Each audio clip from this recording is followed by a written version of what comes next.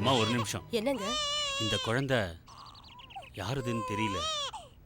என்னோட காரை இங்கே நிறுத்திட்டு பக்கத்தில் போயிட்டு வந்தேன். திரும்பி வந்து பார்க்கும்போது என் காருக்குள்ள இந்த குழந்தை இருந்தது.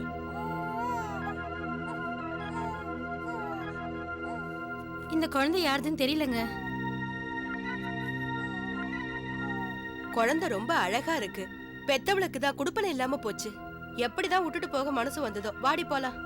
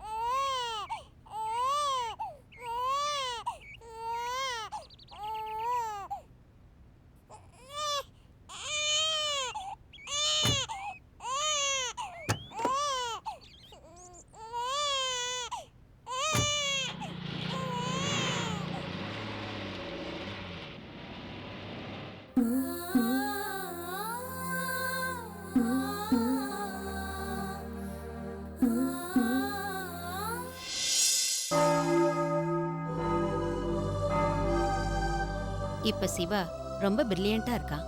அவனை பத்தி நீங்க கவலைப்படாதீங்க. சிவா தான் கிளாஸ்ல ஃபர்ஸ்ட். படிப்புல மட்டும் இல்ல மிஸ்டர் சோமசுந்தரம், ஸ்போர்ட்ஸ்ல இருந்து கஷ்டப்படுறவங்களுக்கு ஹெல்ப் பண்றது வரைக்கும் அவன் தான் ஃபர்ஸ்டா இருக்கான்.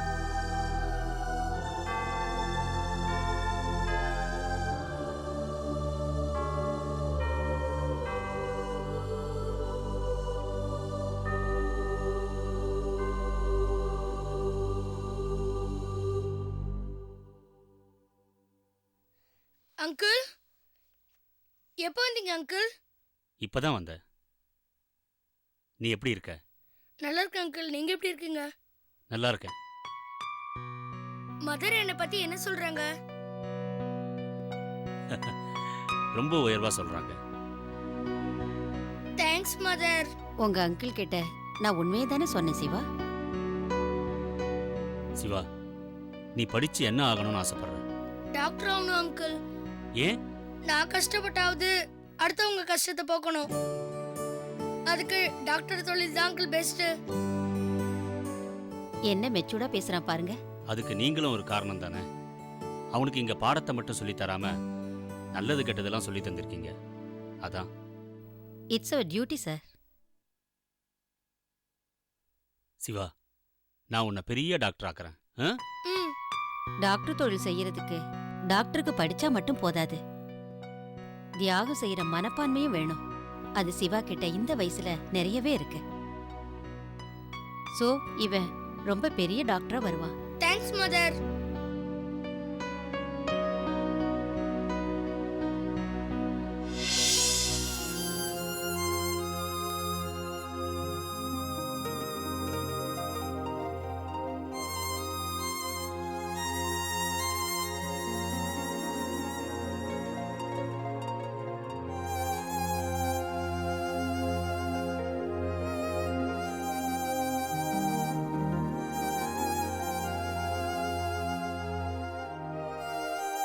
அப்பா,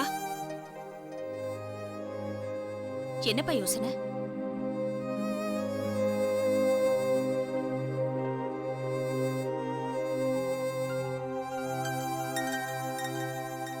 சிவாவை பத்தி தாம்மா. அவ என் கார்ல கடந்தது ஒரு அதிசயம்னா, நல்ல பிள்ளையா வளர்ந்தது இன்னொரு அதிசயம்மா. நான் வளர்த்த பிள்ளைய நானே புரிஞ்சுக்காம விட்டுட்டேன். அப்பா, காலம் கடந்து பிறக்கிறது தான் ஞானம். இப்போவாவது அவரை பத்தி நீங்களும் நானும் நல்லா புரிஞ்சுக்கிட்டோமே, அதை நினைச்சு சந்தோஷப்படுங்கப்பா. பாரு, சந்தேகம் என் கண்ணை மறைச்சிருச்சுமா. என் முன்னாடி இருந்த சின்ன கரும்புள்ளி கூட பெரிய இருட்டா தெரிய ஆரம்பிச்சிருச்சு.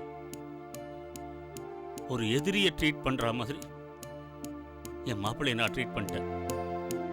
விடுங்கப்பா, நடந்ததையே நினைச்சு கவலைப்படுறதை விட இனி நடக்க போறத பத்தி நினைப்போம்.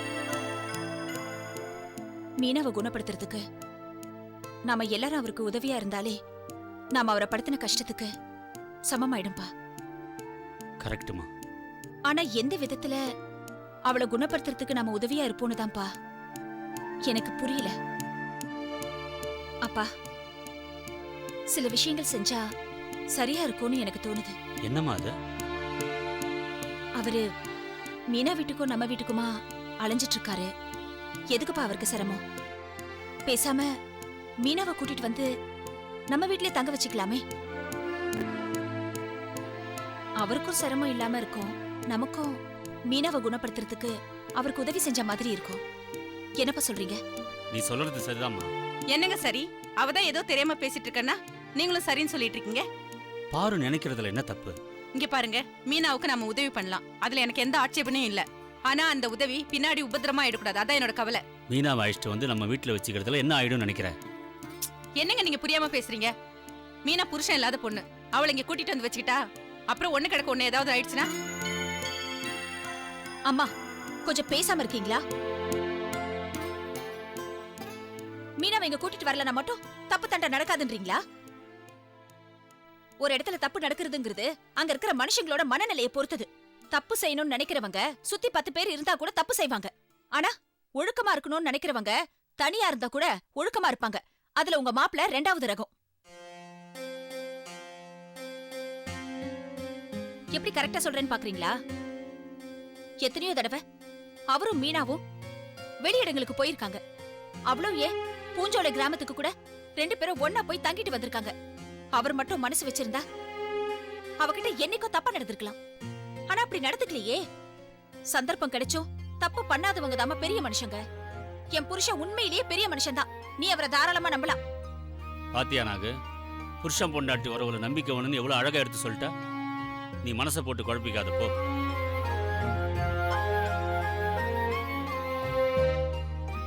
அப்பா, நான் சொல்ற மாதிரி செய்யுங்க. சொல்லுமா.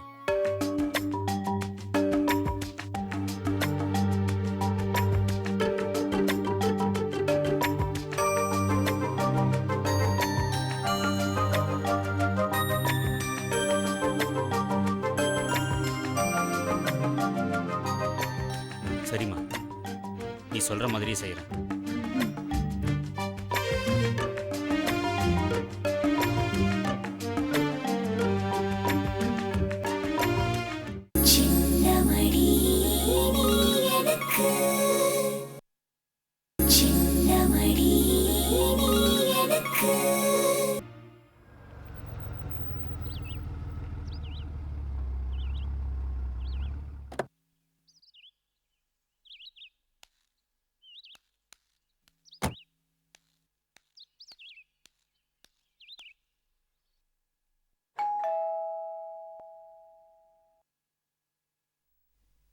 வாங்க சார், உள்ள வாங்க சார்.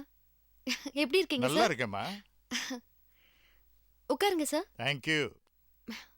பாட்டி, சார் தான் இந்த வீட்டோட ஹவுஸ் ஓனர். வணக்கம். வணக்கம்மா. சிவா சார் இல்லீங்களா? இல்லையே, வெளியில போயிருக்காரு. என்ன விஷயம்? பரவாயில்ல சார், எதா இருந்தாலும் எங்ககிட்டயே சொல்லுங்க. இந்த வீட்டை காலி பண்ணி கொடுத்தா சௌரியமா இருக்கும். என்ன சார் இது? இப்படி திடீர்னு சொன்னா எப்படி? 11 மாசம் அக்ரிமெண்ட் போட்டு தானே வீடு கொடுத்தீங்க. வாஸ்தவம் தாம்மா. இந்த வீட்டை உங்களுக்கு கொடுக்கும்போது எனக்கு எந்த பிரச்சனையும் இல்லை. ஆனா இப்ப தலைக்கு மேல பிரச்சனை.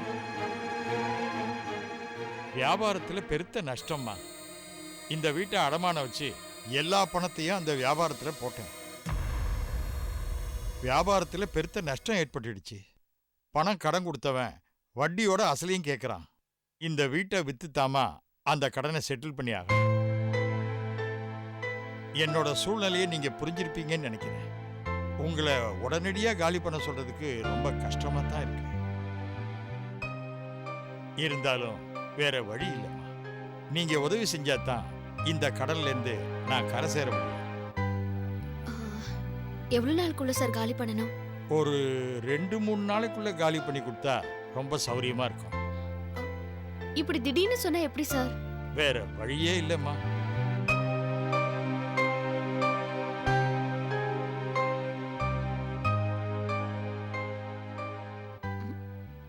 சரிங்க சார், காலி பண்ணிடுறோம். ரொம்ப சந்தோஷம்மா. நான் வர்றேம்மா. முருகா. ஏம்மா, நீ பாட்டுக்கு காலி பண்றேன்னு ஒத்துக்கிட்ட. இப்ப வீட்டுக்கு என்ன பண்றது? அதான் பாட்டி எனக்கும் தெரியல. சிட்டில வீடு கிடைக்கிறதே ரொம்ப கஷ்டம். சிவா மாமா கிட்ட தான் ஐடியா கேட்கணும்.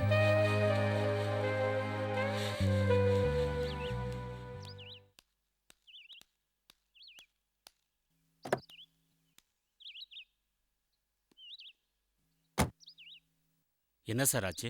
நீங்க சொன்ன மாதிரி அவங்கள காலி பண்ண சொல்லிட்டேன். அந்த பொண்ணும் காலி பண்றேன்னு சொல்லிட்டா. ரொம்ப நன்றி சார். நீங்க எனக்கு செஞ்சது மிகப்பெரிய உதவி. மனுஷனுக்கு மனுஷன் கும்பிடுறது ரொம்ப தப்புன்னு நினைக்கிறவன் நான். நீங்க அந்த பொண்ணுக்கு செஞ்சிருக்கிற உதவியை விட நான் செஞ்சிருக்கிற உதவி ரொம்ப சாதாரணமானதுதான். இருந்தாலும் ரொம்ப தேங்க்ஸ் சார். வண்டி எடுப்பா. Okay sir.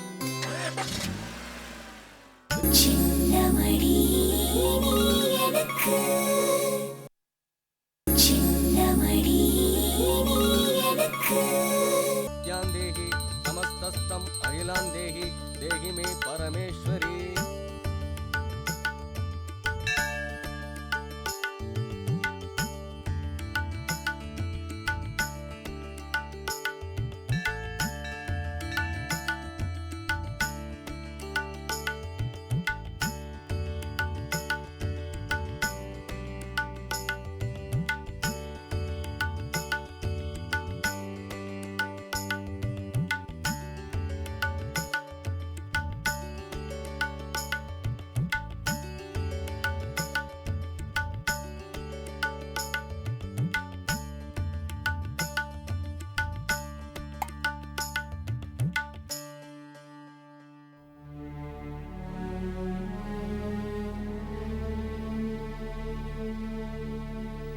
என்னக்கா, எனக்கு தான் மனசு சரியில்லைன்னா உங்களுக்கு என்னாச்சு? மீனா, என் ஹஸ்பண்ட் ஹையர் ஸ்டடீஸ்க்காக லண்டன் கிளம்பி போயிட்டாரு. இங்க உங்களுக்கு சொந்தமா ஹாஸ்பிட்டல் இருக்குல்ல, அதை யார் கவனிக்க போறா? அதுக்கெல்லாம் இங்க நிறைய டாக்டர்ஸ் இருக்காங்க மீனா. அது ஒன்றும் ப்ராப்ளம் இல்லை.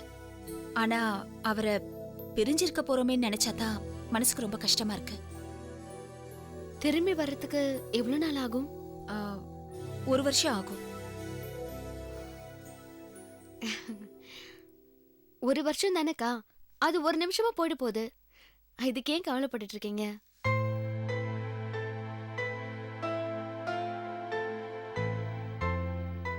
ஆமா மீனா, உனக்கு ஏதோ பிரச்சனைன்னு சொன்னியே, என்னது? இன்னைக்கு காலையில ஹவுஸ் ஓனர் வந்துட்டு போனாரு. அவருக்கு ஏதோ வியாபாரத்துல நஷ்டமா, வீட்டை உடனே காலி பண்ணி கொடுக்கணும்னு கேக்குறாரு. என்ன மீனா இது அயோக்கியத்தனமால இருக்கு? அவருக்கு ஏதோ வியாபாரத்துல நஷ்டம்னு சொன்னா அதுக்காக நம்ம திங்ஸ் எல்லாம் வச்சுக்கிட்டு நடுத்தருவுல நிக்க முடியும்? இத பாரு மீனா, இப்பெல்லாம் எங்களால காலி பண்ண முடியாது. எங்களுக்கு ஒரு 2 மாசம் டைம் வேணும்னு ஸ்ட்ரிக்ட்டா சொல்லிடு. பேசி பார்த்துட்டேன்க்கா, ரொம்ப ரிக்வெஸ்ட் பண்றாரு. வேற வழி தெரியல. சிட்டில வீடு கிடைக்கிறதே பெரிய விஷயமாச்சே. என்ன பண்ண போற? அதான்க்கா எனக்கும் தெரியல, யோசிச்சுட்டு இருக்கேன். மீனா, எனக்கு ஒரு ஐடியா தோணுது. என்னக்கா? பேசாம நீங்க எங்க வீட்டுக்கே வந்துருங்களே.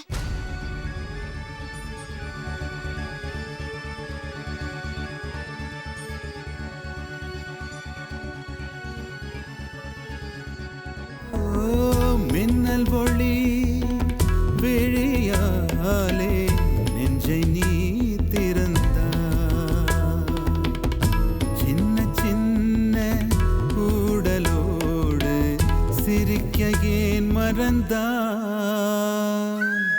கண்ணில் நிறைந்த கன்னி தமிழே உள்ளம் கலங்காதே. கண்ணில் நிறைந்த கன்னி தமிழே உள்ளம் கலங்காதே. உன்னையல்லாமல் வேறு உறவும் என்னை சேராதே. காற்றும் நானும் காத்து கிடந்த தனிமை தீவினிலே